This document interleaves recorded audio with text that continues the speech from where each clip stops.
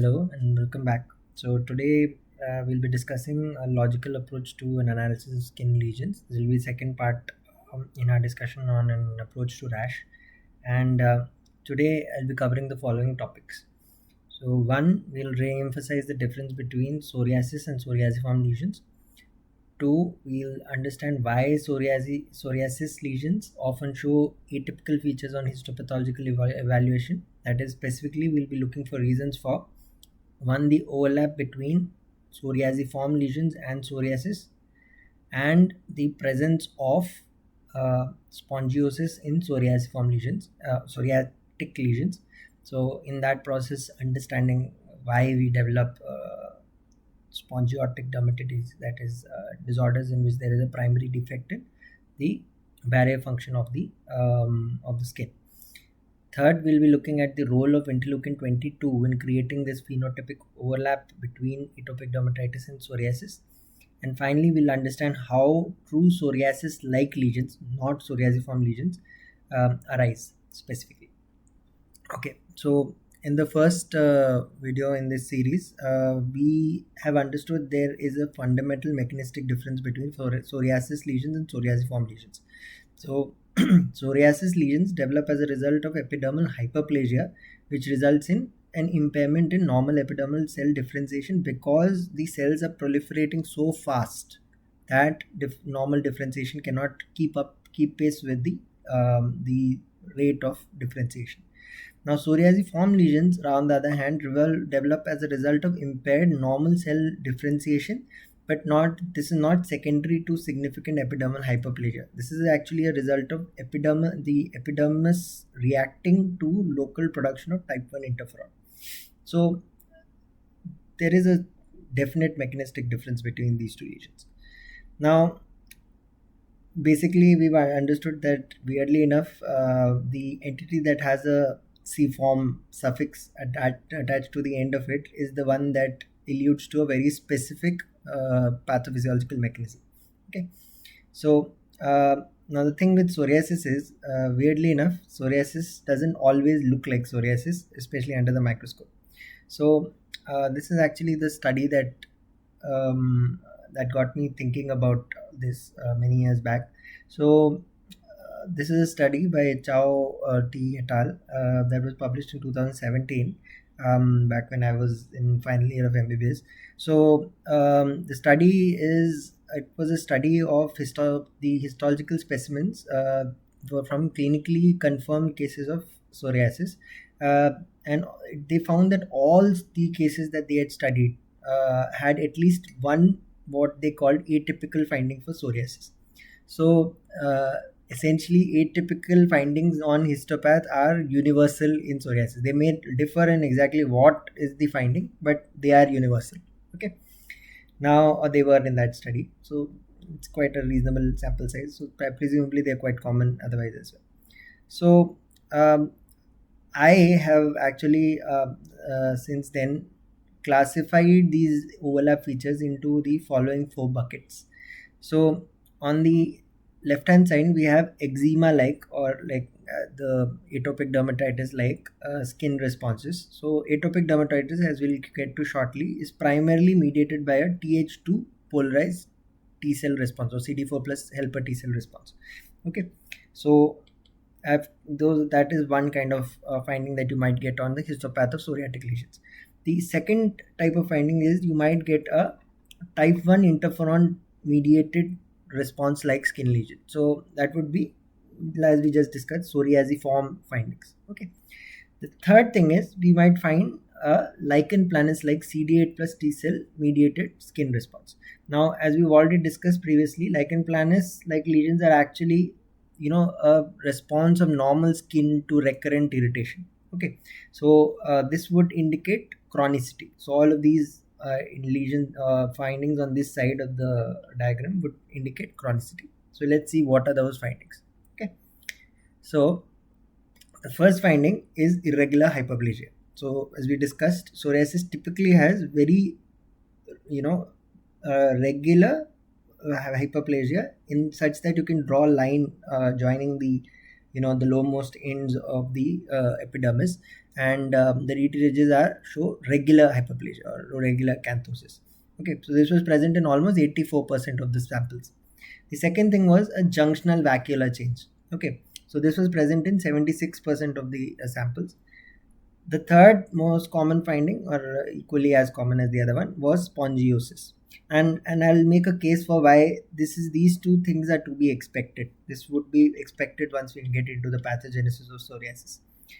Then dermal neutrophils, which is to be expected with psoriasis, but we don't expect a lot of them, and even one single dermal neutrophil classifies the patient as having neutrophilic spongiosis. Okay, so neutrophilic spongiosis is, as we'll come in a discussion later on, is part of the acneiform eruptions spectrum of conditions. So that is why I have specified it as an atypical finding. Now, the next thing that we find is hypergranulosis. Obviously, this, because it is part of the lichen planus like changes, is likely to be attributed to chronicity. But please understand, as we discussed in the previous discussion, the typical or classical finding is actually hypogranulosis, because there is not enough time for normal epithelial maturation to occur. Okay. Now, the next finding that we'll talk about is a spinous layer necrotic keratinocyte, the presence of spinous layer necrotic keratinocytes. Then compact orthokeratosis, we've discussed. Parakeratosis is the characteristic finding, that is the presence of nucleated cells within the cornified layer of the epidermis, or the more superficial layers of the epidermis. So this is exactly opposite of what you would expect, but this can happen with chronicity even in psoriatic lesions. Okay. Then the presence of dermal eosinophils. Now eosinophils are attracted by Th2 cells. So psoriasis is a disease that we've discussed is primarily dependent on Th17 cells, and so the presence of dermal eosinophils is very odd, and they found it in almost 50% of patients. Okay. Next, we find stratum basal necrotic keratinocytes. Again, a feature very highly suggestive of psoriasiform lesions because of type 1 interferon production rather than your psoriasis lesions. Then papillodermal fibrosis, again suggestive of chronicity. Lichenoid interface dermatitis, again suggestive of chronicity. Okay. And dermal plasma cells, again suggestive of local type 1 interferon production, which probably is resulting in the production of local BAF, which is activating your marginal B cells into plasma cell differentiation. Then eosinophilic spongiosis, this just basically means the presence of eosinophils in the epidermis. And okay, so now these are the conditions that we need to, what I've put inside the box are the conditions that we need to find an explanation for. Okay, these likely represent a true overlap. Okay, and these conditions right here on the right side of your image, they likely represent a chronicity related change. Okay, so we're going to, for now, not try to find an explanation for these entities. We're going to restrict our discussion to these entities in the blue box. Okay, so now coming to the next topic. So let's unpack what we just surmise what we found, the data that we've just discovered. So there seems to be something going on here that we are not able to see. Okay, and to understand this, you actually need to understand the pathogenesis of psoriasis a little bit more in detail. Okay, so we're first going to discuss the histological overlap of psoriasis with findings of psoriasiform lesions. So psoriasis is epidermal hyperplasia, also called acanthosis. Okay, so there's so much hyperplasia that the cells don't get time to differentiate normally. On the other hand, psoriasiform lesions, there's local type 1 interferon production, so the differentiation is abnormal, but the rate of growth is not increased. So the epidermis might actually be thinner, and type 1 interferon production, when it happens for a prolonged period, results in cell death. So there may be some necrosis, or there may be necrotic basal or basal keratinocytes, and there will be some vacuolar change at the interface. Okay, so this is what. Okay, so why does this happen? Okay, and we're going to talk about these changes, that is junctional vacuolar changes, as I just discussed, the presence of spinous layer necrotic keratinocytes, the presence of stratum basal necrotic keratinocytes, and dermal plasma cells. Okay. Now, actually, if you think about it, the overlap is actually to be expected. Okay. And why this depends on our detailed understanding of the immunological mechanisms that play in psoriasis. Now, actually, this is a discussion that I actually intend as an initial discussion on the internal workings of the immune system, because I don't want to take didactic lectures on how the immune system functions per se. So I'll give you examples for now, and then later on we'll get into the weeds of it in individual videos on the topic in detail again. Okay, but for now, as you can see, the pathomechanisms in psoriasis depend on a very rather interesting complex interaction between the basal keratinocyte. So this would be our dermal papilla. Okay, and there are some basal keratinocytes here. So these are the basal keratinocytes, and a dendritic cell, a plasmacytoid dendritic cell. Just remember the name for now. We'll discuss what that means later. That is located within the tip of the dermal papilla. So this would be then called a tip dendritic cell. Okay, so that's a tip dendritic cell. So let's see what is happening over here. So say you have a, just follow me here. Say you have a viral infection. Okay, viruses activate certain pathogen associated molecular pattern receptor. So say there's a viral infection, and that ends up activating a pathogen associated molecular pattern receptor. Okay, abbreviated as a PRR. So in this particular case, since it's a viral infection, and I've presumed it is an RNA viral infection, the RNA virus consists of single-stranded RNA, and that single-stranded RNA is activating a specific PRR called TLR7. Okay, now once TLR7 has been activated, so these are the possible viruses that can cause this: HIV, EBV. EBV is a DNA virus, but the DNA obviously will get transcribed to produce RNA, and rubella. Okay, and in that case, other TLRs would get activated if DNA is being produced. So the other thing that might happen is there may be some inflammasome activation, and we'll get to that, exactly what that means, at a later date. Both of these things will result in the normal dermal dendritic cell getting activated. Okay, now once it is activated, that dermal dendritic cell converts into what we call a tip dendritic cell, that is a tip DC. Okay, and what do I mean by saying that it gets activated? That there is induction of a specific type of nitric oxide synthase known as inducible nitric oxide synthase, and there is upregulation of TNF alpha dependent signaling. So TNF alpha is a cytokine that is central to innate immune activation. Okay, next what happens is this activated dermal dendritic cell, now called a tip dendritic cell, produces a specific protein called ADAM TSL5. Okay, it's part of the ADAM TS family. If you have discussed the pathogenesis of, say, TTP ever, you would have heard of this family. Okay, and this is a type of a specific serine protease that is secreted into the extracellular space. That in turn induces the production of another protein from the keratinocyte. So there's a signal going from the tip DC to the keratinocyte, and now the keratinocyte is in turn producing another protein called LL37. Now this is basically an alarmin. Okay, so that peptide that is expressed is ADAM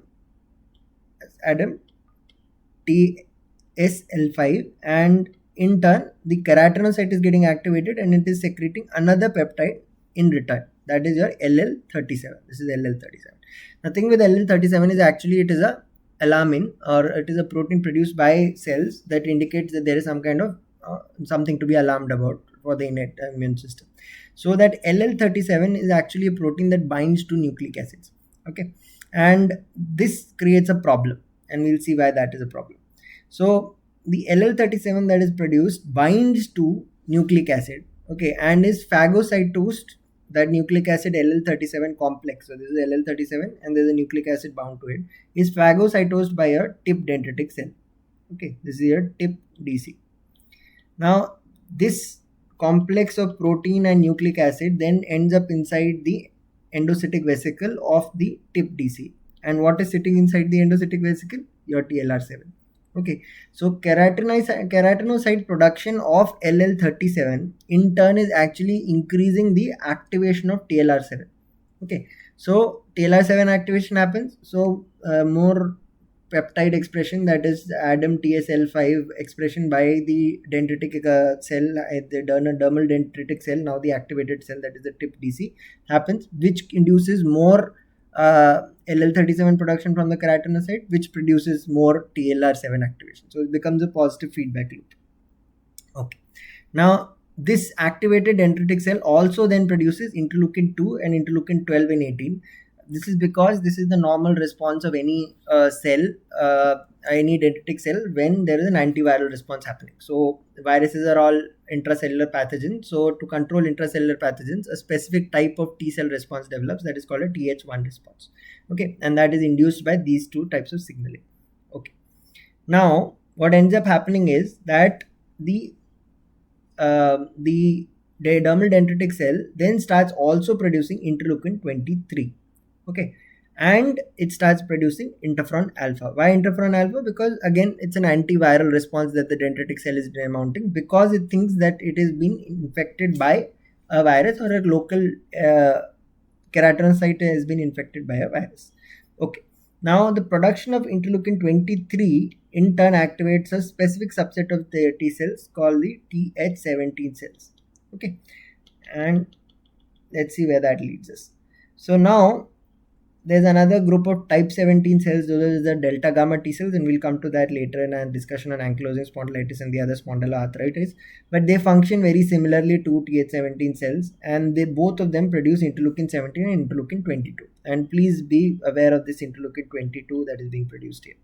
Okay, now both of these together will so both of these together will produce these two proteins, and the Th17 polarized cells in turn produce TNF alpha and interferon gamma, and that TNF alpha and interferon gamma again starts activating your dermal dendritic cell. So this forms another positive feedback loop. Okay, now this is essentially the pathogenesis of the dermal lesions in psoriasis. Okay, so as you can see, interferon alpha production is actually central to the pathogenesis of the skin lesions in psoriasis. So if interferon alpha is what causes psoriasiform lesions to develop, you would expect some psoriasiform changes even in psoriasis. So that is to be expected. Now the rest of this pathogenesis is actually how it moves from the skin to into your joints and causes psoriatic arthritis. So at the present moment, I'm not going to go into the details of it, but as you can see, what is basically happening is that your Th17 cells and your Th1 cells are going into the joint and activating certain they are activating the synovial cells within the joints to produce some matrix metalloproteinases, which results in joint destruction and a destructive arthritis. Simultaneously, there is some neovascularization within the joint, and finally you end up with a destroyed, damaged joint. Okay, so that's why psoriatic arthritis is a type of deformic arthritis. Okay, so let's go ahead and discuss this in a little bit of finer detail. So we can make a conclusion here. The histological overlap between psoriasis and psoriasiform lesions is therefore actually to be expected, because psoriasis lesions also have local production of type 1 interferon. Okay, and you would so they are the stratum basal keratinocytes are actually exposed to interferon alpha. Additionally, and this is very important, the stratum basal keratinocytes are also exposed to interleukin 22, and this will become very, very relevant just subsequently. Okay, so that is your interleukin 22, and they are also exposed to TNF alpha. Okay, and TNF alpha, as I've discussed in the previous slide, actually functions primarily to produce two positive feedback loops. Okay, one positive feedback loop activating the tip dendritic cell, and the other positive feedback loop activating the keratinocytes further. Okay, so let's go ahead with the second thing that we had discussed. So all of those conditions, findings that I had listed under overlap with psoriasiform arthritis are to be expected. They're natural. The second thing is the presence of spongiosis. That seemed very counterintuitive. Why would there be spongiosis? The one is a disease with Th2 polarization, and the other one is a disease with Th17 polarization, the two of which are actually mutually exclusive. Okay, so why would that happen? So these are the findings that we were trying to explain. That is spongiosis, dermal eosinophils, and eosinophilic spongiosis. Okay, so how do I explain this? Now see, spongiosis is considered a feature of inflammatory skin lesions that are classically grouped under the broad heading of eczema. Okay, the archetype of which is actually atopic dermatitis. Okay, but there is actually much more to this story, and we'll come to that. Okay, so how does spongiosis, what is spongiosis? It is actually the accumulation of fluid between the epithelial cells within the epidermis. Okay, this makes the desmosomes, or the proteins complexes that allow epidermal cells to attach to each other, to become more prominent. And because of this, unlike what I had just shown previously, you actually see that there is a connection between the cells, so they appear spiny. It appears like the cells are now spiny like this. Okay, now this may be the result of a few processes. It may be the result of a chemical insult, an exogenous chemical coming and causing disruption of the desmosomes themselves.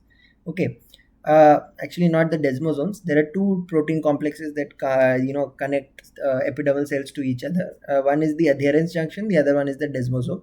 So it's actually the adherence junctions that are defective, and that's why water is seeping in from the dermis, which is obviously vascularized, into the epidermis, and that is making the desmosomes more conspicuous or more easily visible on light microscopy than normal, and that is what we call spongiosis. Okay, the second issue that can be there is there may be a primary defect itself in the adherence junctions. So that is actually what we call atopic dermatitis. Okay, and specifically it is often in a protein called filaggrin. Okay, then finally there may be a inflammatory cell, for example a neutrophil, that is actually infiltrating into the epidermis and causing damage to the adherence junction, resulting in spongiosis, and that then we call neutrophilic spongiosis. Similarly, eosinophils could also do the same thing, that would be called eosinophilic spongiosis. Okay, now that eosinophilic spongiosis is actually, even if you find one single eosinophil within the epidermis, that is called eosinophilic spongiosis, even if you don't really find any actual spongiosis on histopath. And so that is it typically occurs with atopic rather than irritant allergic dermatitis, but it may occur in either, and it is not pathognomic of either also. Okay, now so what does that mean? The different forms of spongiosis, or the different mechanisms by which spongiosis occur, they differ in their outcomes or how they progress over time. Okay, their natural histories, quote unquote.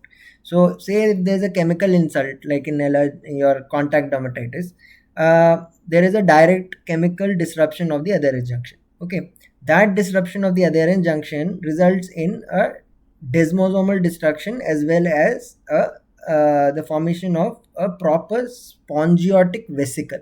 Okay, so the desmosomes and the adherence junctions are now damaged, so as a result the cells can no longer bind to each other, and actually fluid displaces the cells away from each other, forming a fluid filled collection or a vesicle within the epidermis. Okay, the second situation that might happen is there is primary defect in the adherence junction that binds the keratinocytes together. That results in a disruption of the adherence junction, and that causes a spongiosis, and if it is very severe, only then there is a spongiotic vesicle formation. Okay, third situation that you have is you have a Th17 polarized T cell response, okay, producing interleukin 17, causing neutrophilic infiltration, which is then the neutrophils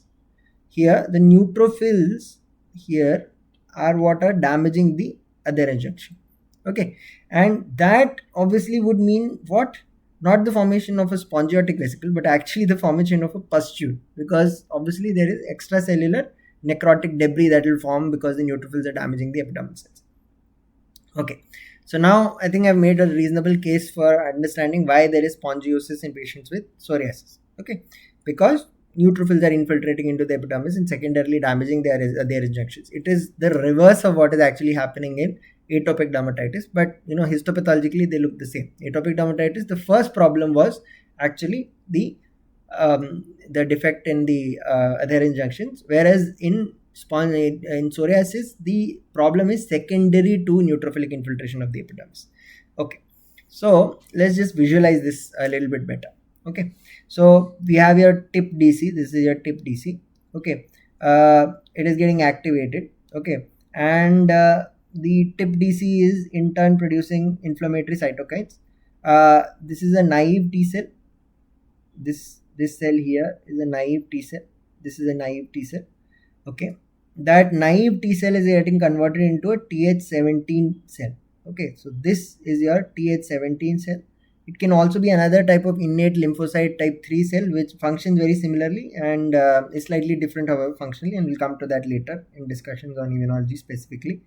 Now this activated tip D cell is activating or resulting in the production of Th17 cells which are producing interleukin 22, and we saw why, okay, and how. Okay, now it also produces interleukin 17A and F which activate neutrophils, and these are the neutrophils that then infiltrate into the epidermis causing neutrophilic spongiosis. Okay, and this is like your dendritic cell or your tip DC. Okay, and so now as you saw the process, the spongiosis in this case is secondary to the infiltration of neutrophils into the epidermis.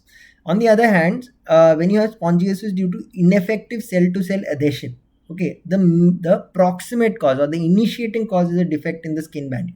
Okay, and this disease is then called atopic dermatitis. Okay, so this is a defect in the skin barrier function as that any other barrier tissue. When that happens, this results in Th2 polarized T cell response. Okay, so this is a basic immunological functional mechanism. Okay, so let's see what's happening here. So here what is happening is there was a primary defect in the adherence junctions of the various layers of the epidermis. Because of that, peptides from outside are able to infiltrate into via the epidermis and eventually reach the subepidermal dermis. Okay, now in the dermis, the basal epidermal cells, they constitutively produce a peptide known as thymic stromal lymphopoietin. Okay, so this is thymic stromal lymphopoietin, and obviously as you can quite understand, this is normally produced in the thymus as well and is lymphopoietic or increases the survival of lymphocytes. Okay, now here when your tip DC is not activated and the keratinocytes are now producing your thymic stromal lymphopoietin, okay, the infiltrating epidermal cell infiltrating T cell is given a signal by your dendritic cell to convert into a different type of cell. That is, it converts into a Th2 cell. Okay, and we'll see how that happens. So this is your Th2 cell. Okay, and we'll come to exactly why, and it can also convert into an there could be IL-2C2, that is innate lymphocyte C2 type 2 cells. They are different, but they have the same transcription factor. So for now, we'll just use the paradigm of Th2. Okay, now these cells in turn produce interleukin 4, interleukin 13, and interleukin 31. Okay, and this has an effect on the basal epidermal cells. They also produce interleukin 5, which causes the local infiltration of eosinophils. Okay, and the interleukin 4, 13 and 31 in turn also activate they cause effects on the basal epidermal cells and they cause effects on the local nerve fibers. Okay, so what does this cause? The effect on the local nerve fiber actually causes itching. Okay, it causes itching, and that itching has a effect on the skin because so what ends up happening is when you itch, you damage the local skin over there, and because of that there is a barrier dysfunction. Okay, and that barrier dysfunction is also caused by the production of IL-4, IL-13 and IL-31, which directly decrease filaggrin production and increase the production of a abnormal type of keratin that is called KLK7. Okay, so instead of producing filaggrin, the epidermal cells produce more of KLK7, and this was actually, now this forms a positive feedback loop. So the initial problem was a leakage of peptides from the epidermis into the dermis, which caused a naive T cells to convert into Th2 cells because again the dendritic cell was not per se activated. Okay, they produce certain peptides which decrease the production of filaggrin, which worsen the leakage of peptides, and then the process continued. And on top of this, they are also activating local epidermal nerve fibers, which is resulting in itching, and that itching is mechanically damaging the barrier function of the skin. So as you can see, the spongiosis here is actually central to the pathogenesis. It is universally present. In psoriasis, it was actually an outcome of the pathogenesis. Okay, so it may be present, but it is almost always due to neutrophil mediated damage to the epidermis. So it is neutrophilic spongiosis. Okay, and that was an eosinophil. Okay, now the thing is, okay, so I can explain the spongiosis, but that is not the only morphological finding that you can find between these two apparently disorders that fall on two different spectrums of T cell polarization. Okay, so why does that happen? The Th2 cell responses resulting from skin barrier also cause epidermal hyperplasia, like we saw with psoriasis lesions. Okay, now why does it happen in both Th2 polarized T cell responses and Th17 polarized responses is the question.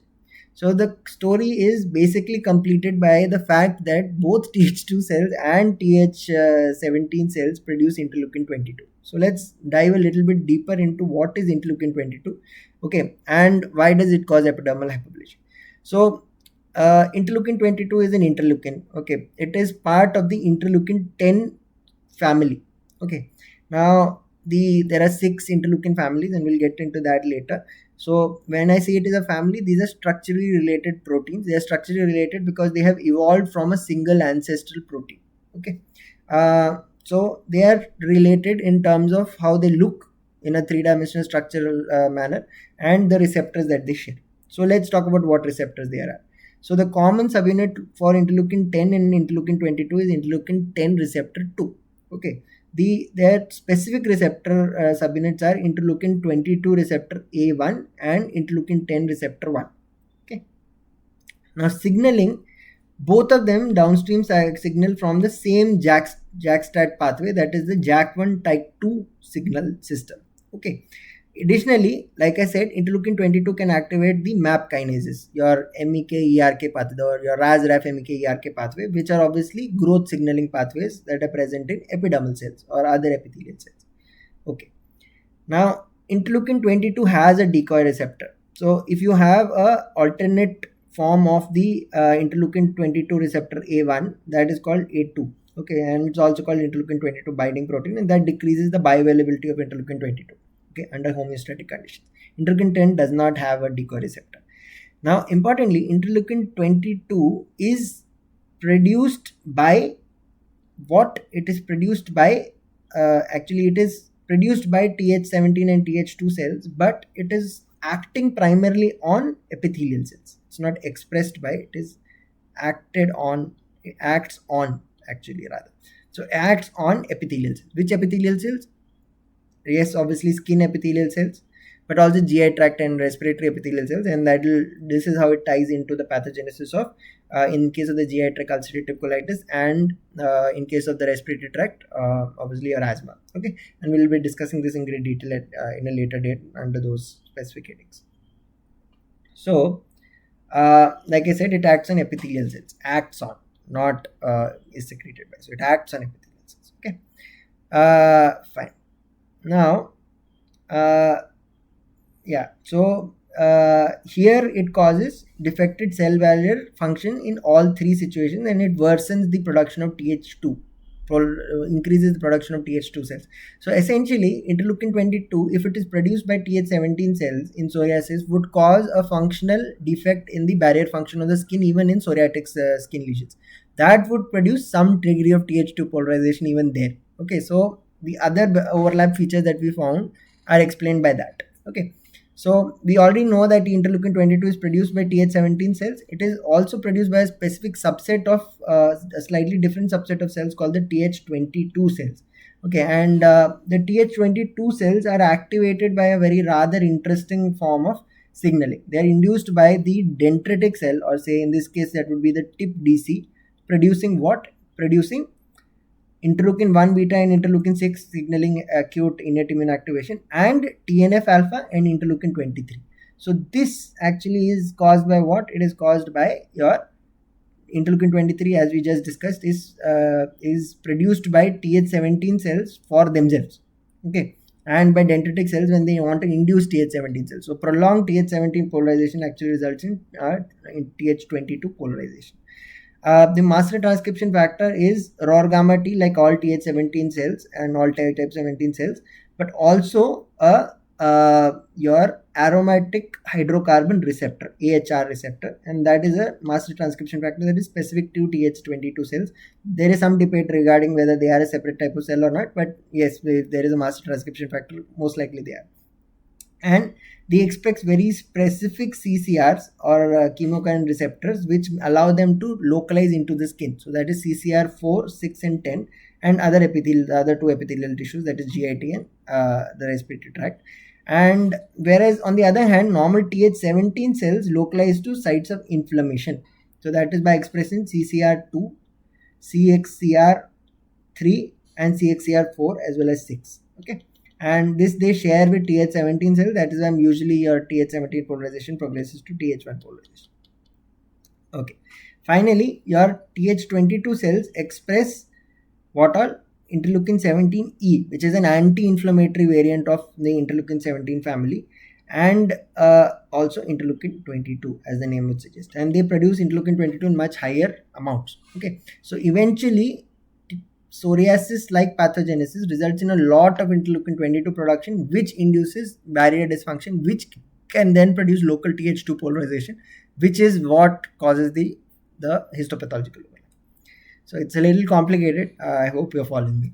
So just to summarize, in case of psoriasis, spongiosis may be present, but may also not be present because it's not part of the pathogenesis. Okay, whereas in dermatitis secondary to defective skin barrier function, the eczemas, okay, it is going to be present. It just depends on how severe is it. Okay, so is it so severe that it is progressing to spongiotic vesicle formation, or is it with accumulation of a very specific type of Langerhans cell called the inflammatory dendritic epidermal cell, or IDEX. We'll get to different types of Langerhans cells in the immunology sections. Okay. Now, the thing is that inflammatory dendritic epidermal cells are actually bone marrow derived cells of the myeloid lineage. They are not true dendritic cells or Langerhans cells. Okay. They typically reside in the lower dermis and move to the upper dermis because of the epithelial barrier dysfunction that is central to the pathogenesis of atopic dermatitis. So if there is no significant barrier dysfunction, you're not going to get these IDEX or your quote unquote Langerhans cells. Okay, they're not true Langerhans cells, please don't call them that. So they are almost pathognomic when you find them on histopath, in terms of indicating us defective skin barrier function as the primary pathology. Okay, and like I just discussed, epidermal hyperplasia would be there in psoriasis, would be very prominent because it is part of the pathogenesis of psoriasis. Okay, however, it will be very uniform. Okay, the entire lesion will show it. And the second thing is, there may be lichenification as the lesion becomes more and more chronic. Okay, now on the other hand, when there is a primary barrier dysfunction, the epidermal hyperplasia is patchy. So you get patchy hyperplasia or acanthosis. Okay, and it is often irregular. Okay. Lichenification again would occur just like it would occur with Th17 polarized responses. Now, the primary infiltrating cell, therefore, in case of psoriasis would be neutrophils, and in case of the skin barrier dysfunction would be eosinophils. So this is just a summary of what I've just discussed over the last half an hour or so. So I hope you followed.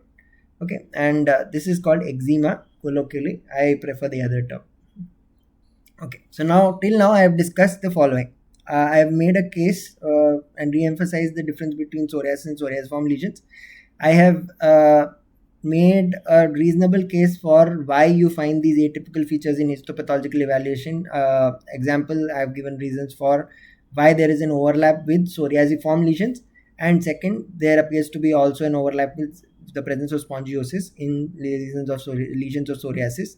I have also highlighted the role of interleukin 22 in creating the phenotypic overlap between atopic dermatitis or primary barrier dysfunction and psoriasis. Now I'm going to try to make you understand what are the true psoriasis-like dermatosis. So these essentially on histopath look exactly like psoriasis, okay, but clinically they're different. So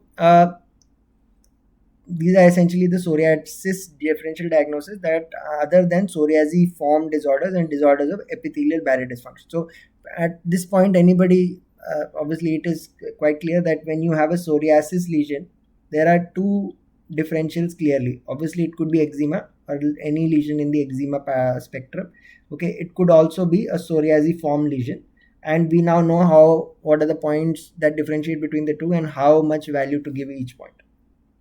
Okay, now we're going to talk about lesions that actually cannot be differentiated on histopath. They can only be differentiated clinically. Okay, so what are these lesions? These are other Th17 polarized responses. So that would include pityriasis rubra pilaris, which is a skin-specific disorder, and we'll be discussing later on a discussion on erythroderma. Okay, and also dermatophyte infections. Why? Because fungal invasion into the epidermis induces Th17 polarized responses. So that is to be expected in this condition. Okay, and also three other diseases. Okay, one is a glucagonoma, second is a syphilitic secondary syphilis lesion, and the third is what are called quote unquote deficiency dermatitis lesions, and fourth is mycosis fungoides in the plaque stage. Okay, so let's see why I have included these conditions here. So in case of glucagonoma, what ends up happening is that the stratum basal keratinocytes, they express a GLP-1 receptor. So GLP is glucagon-like peptide 1 receptor. So when you have extremely high glucagon levels in blood, that causes a decrease in the basal keratinocyte glycogen synthesis. Okay, so essentially these keratinocytes likely run out of glycogen as they are differentiating, and therefore their differentiation gets impaired. Okay, this is very similar to what you would get with a psoriasiform lesion. Now, because of that, there is necrotic death, cell death, and the resident flora that are located on the skin, they start producing, or the dead cells start producing damage-associated molecular patterns that then activate local Th17 polarized responses, and this prevents further normal keratinocyte maturation, okay, and causes epidermal hyperplasia. Now, so the reverse is also true. In psoriatic lesions, you also find a depletion of glucagon levels in the superficial layers of the epidermis. Okay. Now, in case of zinc deficiency, basically zinc is a structural part of the catalytic subunits of multiple enzymes like protein kinase C, the electron transport chain enzymes like cytochrome C and ATP synthase. Okay, and enzymes that are involved in insulin degradation. Okay, zinc also forms part of DNA or transcription factors which bind DNA, and these and have domains called zinc finger binding domains. Okay, so the most relevant in this situation is GATA3, which is the master transcription factor of Th2 cells. So if you have a zinc deficiency, you will have difficulty in producing Th2 responses. Okay, and therefore the T cells are more likely to get polarized to Th17 responses. Okay, now see, the thing is, insulin degradation enzymes also degrade insulin and glucagon. Okay, and secondarily that can cause a little bit of glucagon elevation in serum glucagon levels, and when we come to glucagonomas, you'll understand that zinc deficiency is a cause of increased serum glucagon levels. Okay, now this results in a very specific histological finding, that is pallor in the superficial layers of the epidermis because there's no glycogen in them, and necrosis or necrolysis, which is confluent because all the cells are obviously deficient in glucagon, and secondarily to that Th17 polarization and subcorneal pustule formation. Now in case of pellagra, which is a deficiency dermatitis, actually zinc deficiency and pellagra both are clubbed under this deficiency dermatitis moniker. This is a structural component of both NAD and NADP plus, as everybody knows. Okay, and that results in the decreased synthesis of ATP and redox enzymes, resulting in a deficiency of antioxidant like glutathione. Okay, so because of this, same as with glucagonoma and zinc deficiency, you again have the same glycogen deficiency in superficial layers of the epidermis, but now this is in sun exposed areas only in advanced lesions showing epidermal atrophy. Okay, so let's just importantly, in case of pellagra, the gastrointestinal symptoms precede the development of the skin problems. Okay, so this is the histopathology and it is common to all three conditions. This is the skin finding in case of glucagonoma. And why am I saying it is glucagonoma or zinc deficiency? There are two reasons here. One is this is not a photo exposed area, so this is actually a photo protected skin. This is the lower back. Unless you're wearing a crop top and roaming around and showing your bottom, you're unlikely to get a lesion here. Okay, second thing is this appears to be an adult. If it is an adult, it is much more likely to be a glucagonoma, but obviously the clinical context depends, and I'm not giving you the clinical context. Now finally we're going to talk about two lesions that show psoriasiform histology and lichenoid superficial dermal lymphocytic infiltrate. That is just syphilitic psoriasiform lesions and plaque stage mycosis fungoides. So in both cases, I'm going to show you a very interesting thing. That is, see, there is uniform epidermal hyperplasia. Okay, and there is some degree of rete ridge, fusion as well. But what do you see? You see a dense infiltrate of lymphocytes in the epidermis, which we would not expect with psoriasis. And the lesions look like this. Okay, and there is a little bit of hair loss. Okay, and again, it happens in psoriasis, but there would be much more scaling. The pattern of hair loss is very patchy. It's a rat bitten appearance. Okay, similarly, again, you get some degree of epidermal hyperplasia here, and there's some fusion of the epidermal cells. But again, in the superficial dermis, you find a lymphocytic infiltrate. And when you look deeper, you find that the lymphocytes are actually very unusual looking. They have unusual nuclei. Okay, with condensed chromatin, as you can see in this case. And there are some vacuoles there and there is a lymphocyte in each such vacuole. So also around the nucleus, if you see, there is actually a pallor or an empty space, okay, which is an artifact of the way we do these things. So this is the lesion, and as you can see, the lesion is reasonably well demarcated, although it's not so well demarcated as you would expect in a psoriasis lesion. The margins are a little blurred. Okay, the lesion is still quite red, so it's still quite superficial. So I would say it is probably an epidermal plus superficial dermal lesion. And yeah, that is what it is. It is mycosis fungoides, which is an epidermotropic T-cell lymphoma. Okay.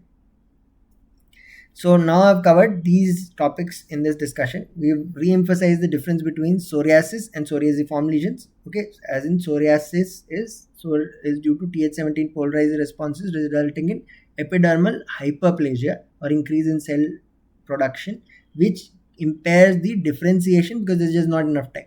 Whereas in psoriasiform lesions, there's a problem with the differentiation per se. Okay. Secondly, I have given you a detailed understanding as to why psoriasis, true psoriasis, clinically confirmed psoriasis on histopath almost always shows atypical findings, such as those that overlap with psoriasiform lesions, because psoriatic lesions have type 1 interferon production as part of their initial pathogenesis. Okay. Second is the presence of the overlap with psoriasis, with the presence of spongiosis, which is because of neutrophilic infiltration into the epidermis and interleukin 22 induced abnormal barrier function of even psoriatic skin. Okay. Then the role of interleukin 22 in creating the phenotypic overlap between atopic dermatitis and psoriasis. And finally, I hope you've understood what true psoriasis-like lesions are and why they are not psoriasiform dermatosis, and I've explained what are the differences. So at the end of this discussion, I hope it is quite clear that the differential diagnosis for psoriatic lesions therefore is eczema and eczematous dermatitis. One, I hope that is clear, right? Psoriasiform lesions. Okay, and again, I hope that it is clear, right? And you know how to differentiate between psoriasis and these two lesions at a very deep level, both clinically and histopathologically. Third, the true psoriasis-like lesions. That would be your glucagonoma, zinc deficiency, pellagra. Okay, and then there are two dermatitis that have a superficial dermal lichenoid infiltrate. And if you remember from the previous discussion on this topic, lichenoid just refers to the superficial dermal band-like infiltrate of lymphocytes on histopath. Okay, not the clinical appearance of lichen planus. Okay, so that would be your secondary syphilis and your mycosis fungoides, and that completes your list of differentials of psoriatic lesions. Now, why not just enumerate the list? Because as you would have understood now, there's a lot of nuance to differentiating these lesions, and patients with SLE have psoriasiform lesions. Okay, their differentials include many of the disorders that we've just discussed, and that is how it becomes relevant to an internist. So that's it for this discussion, and I'll see you in the next discussion. Thank you.